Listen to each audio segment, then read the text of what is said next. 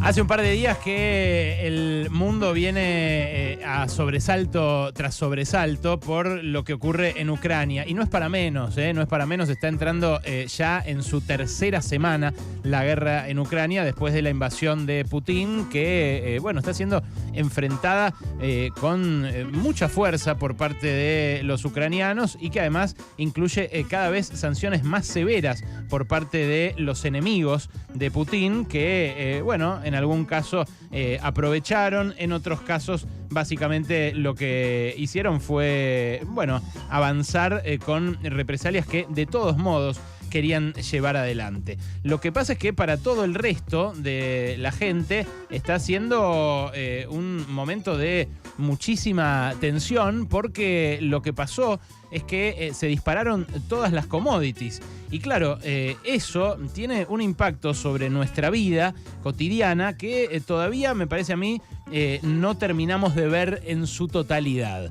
El gas, como ya venimos hablando acá, que me parece es lo más preocupante, subió violentamente después de la invasión de Ucrania, y no es para menos porque Ucrania tiene el paso del gas ruso, y el gas ruso representa una tercera parte del abastecimiento del gas de toda Europa. Y claro, en países como Alemania, por ejemplo, eso es más todavía, es casi la mitad del gas alemán el que provee Rusia. Obviamente iba a darse la disparada que se dio, que ya lleva a que el gas este invierno, si sigue todo así, va a valer 8 veces lo que valía el gas el invierno pasado. Bueno, también, y en compensación con eso, están subiendo los granos. Y ahí aparecen visiones como la de Luis de Lía, que ayer le decía acá a Ernesto Tenenbaum, el peronismo nació con el trigo caro de la segunda posguerra. Y claro, hay muchos que tienen que despliegan este razonamiento que dice básicamente: nos conviene la guerra porque nos van a dar más dólares por nuestra cosecha.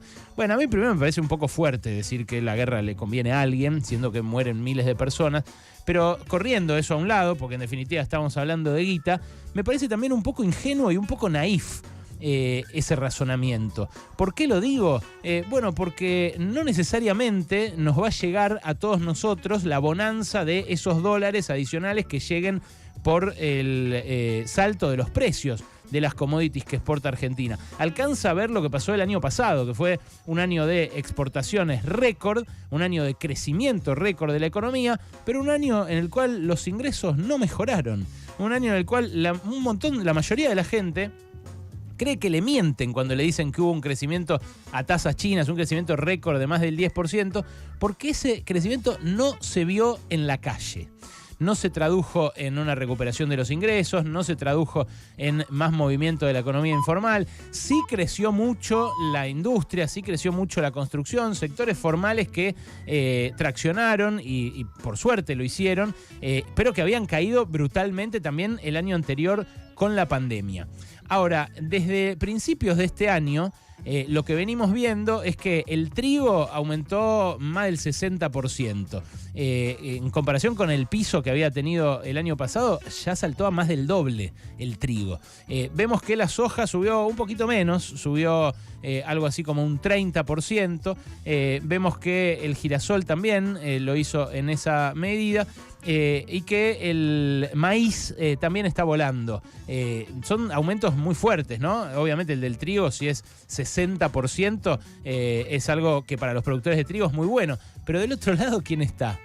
La harina que compran los pobres para hacerse panificados, para basar buena parte de su oferta, de su dieta, aumentó 70% ya en la góndola. Y el gobierno dice que con el fideicomiso que anunció Roberto Feletti va a evitar que aumente más. Pero la verdad que esa es la realidad inmediata. Lo que le pasó al dueño de la churrería El Topo es elocuente. No le bajaban la bolsa de harina a menos que pagara el 25% más. Y claro, uno puede pensar que hay formas de compensarlo, formas de evitar perjudicar a uno y contener el perjuicio para otro, pero la verdad es que hay una sola manera de hacer esto ante aumentos tan fuertes. Cuando aumentan tan fuerte los granos, la única manera de evitar que eso se traduzca a los precios locales es subir las retenciones. Hay que subir las retenciones. Es antipático decirlo, el gobierno no se anima a decirlo en una semana en la que además los empresarios del agro están reunidos en Expo Agro. No se anima a decirlo también porque se comprometió con el Consejo Agroalimentario Argentino a aprobar una ley que establece una reducción gradual de las retenciones sobre lo que se exporte de más. Pero la verdad es que las retenciones tienen una doble función.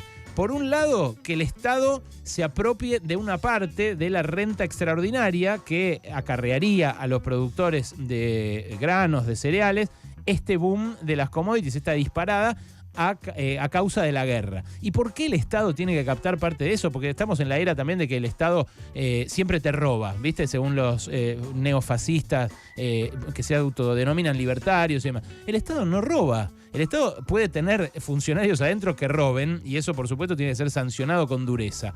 Pero el Estado es el que va a tener que pagar el gas que vale 8 veces más que el verano pasado. El Estado es el que tiene que comprar los fideos que alimentan al 40% de pobres, que vio cómo le aumentó la harina un 70%.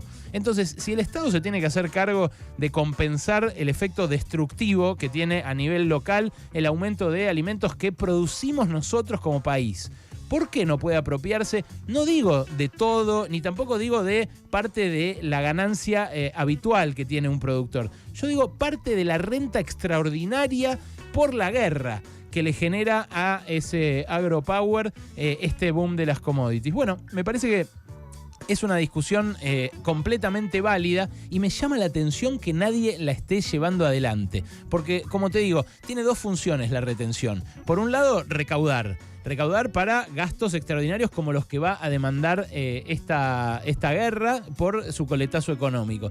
Pero por otro lado, evitar que aumenten los precios locales. Porque si a un tipo le decís que algo que valía 50 pasa a valer 100 en el mercado internacional, lo quiere vender a 100 en el mercado internacional. No lo quiere seguir vendiendo a 50 en el mercado local. Entonces, o aguantamos que aumente de 50 a 100 en el mercado local, o decidimos colectivamente que por un tiempo va a tener que conseguir menos por eso que venda en el mercado internacional para que lo venda también en el mercado local al precio anterior. De vuelta, esta es una discusión que nadie está levantando por parte del gobierno. Podría hacerlo el ministro de Agricultura, pero claro, asumió Julián Domínguez para reconciliar al gobierno con el campo. Entonces no les quiere anunciar una suba de retenciones, ni siquiera mencionarla. Pero del otro lado está el fondo, que va a decir, vos tenés que recaudar y tenés que bajar el déficit, porque si no, no te doy más plata para pagar los vencimientos. Y esto es lo que hace que al fondo también le convenga que suban las retenciones. Lo más probable, lo que siempre terminó pasando con el fondo, es que dice, bueno, no, está bien, no le subas los impuestos a nadie, agarrá y bajá el gasto. Entonces ahí lo que va a terminar habiendo es el ajuste que nos prometieron que no iba a haber con este acuerdo, con este programa, con el Fondo Monetario Internacional. Hoy la soja paga 33% de retenciones cuando se exporta en bruto, en grano sin procesar. El trigo paga 12%. Y escuchá este dato, es un cálculo de la consultora P/Q. Hoy recibe el productor de trigo más dinero por su cosecha que lo que recibía con retenciones cero durante el macrismo, porque durante el macrismo había caído mucho el precio, y también recibe mucho más de lo que recibía durante el kirchnerismo anterior con las retenciones al 23%. El trigo pagaba 23% de retenciones, se la bajaron a cero, ahora la tienen en 12%. Está bien que intenten estimular la producción bajándole las retenciones cuando se puede. Ahora, en este momento la decisión es clara. O aumenta el pan o aumentan las retenciones. Para que no suba el pan, hay que subir las retenciones.